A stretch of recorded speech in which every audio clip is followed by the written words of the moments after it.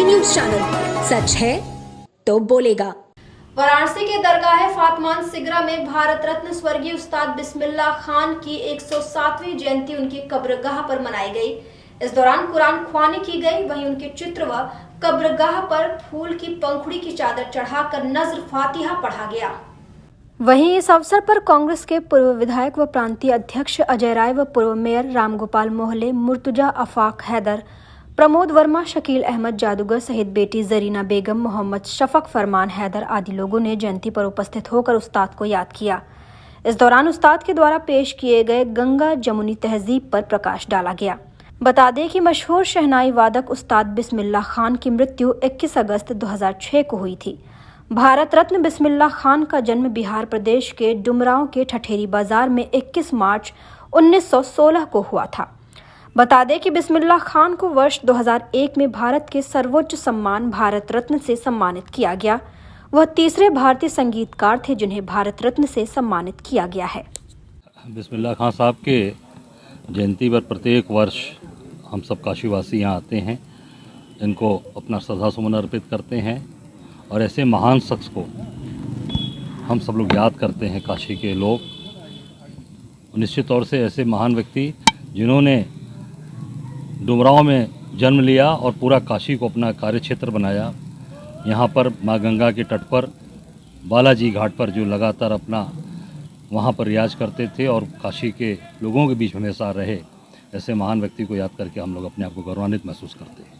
आज किस तरह से आज हम लोगों ने भारत रत्न उस्ताद बिस्मिल्लाह खान साहब की 107वीं जयंती दरगाह फातमान पे उनके मकबरे पर मना रहे। बहुत सादगी से मनाते हैं क्योंकि सादगी वाले वो आदमी थे, अपना पूरा जीवन सादगी ही में मनाया था, तो इसलिए उनका जन्मदिन भी हम लोग सादगी से मनाते हैं। और आज ही के दिन वो डुमरांव में जन्म लिया। आज हमारे यहाँ जो अभी विधायक अजय राय जी यहाँ पर आते हैं और विधायक अजय राय जी लगभग 16 साल से वो आ रहे। अगर वो नहीं भी रहते तो अपने उनके जनप्रतिनिधि के रूप में उनका भाई, उनके भतीजे, उनके बेटे, कोई भी ना कोई यहाँ पे आता है। लगातार से कंटिन्यू 16 साल से वो आ रहे हैं और उनको हम जितनी भी उनके बारे में कहा जाए वो आज क्या किया? आज हम लोगों ने उनके कब्र पे जो यहाँ पे कब्र है उनकी है, उनके ऊपर फूल माला चढ़ाया गया, कुरान खानी की गई, फातिहा पढ़ी गई उनके परिवार के साथ।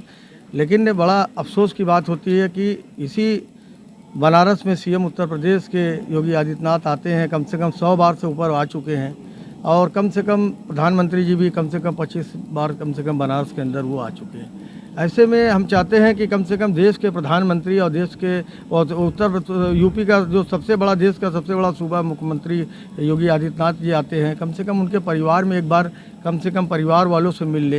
यहाँ मकबरा बना है और 17 से तैयार हो गया है। कम से कम मकबरे का भी कम से कम उद्घाटन के तौर पे भी वो अगर एक बार आ जाते हैं तो बहुत बड़ी बात होती है कि आदमी को। और सबसे बड़ी चीज़ है कि भारत रत्न उस्ताद बिस्मिल्लाह खान साहब जो 1947 में देश आज़ाद हुआ तब उनको मौका मिला शहनाई बजाने का। जब देश के अंदर जब कानून बन रहा था 1950 में लागू हुआ, संविधान लागू हुआ, तो उनको मौका मिला बजाने के लिए शहनाई। तो ऐसी उपलब्धि हासिल करने वाले व्यक्ति के साथ अगर थोड़ा सा नज़रअंदाज किया जाता तो अफसोस की बात होती है। आज देखिए इनके मकबरा बना, लेकिन यहाँ पे जो है ये दरगाह फातमान के मुतवल्ली ने अपने पैसे से यहाँ पे ईटा उटा बिछवा दिया। कम से कम ये मकबरे के साथ कम से कम यहाँ पे पत्थर लगना चाहिए था।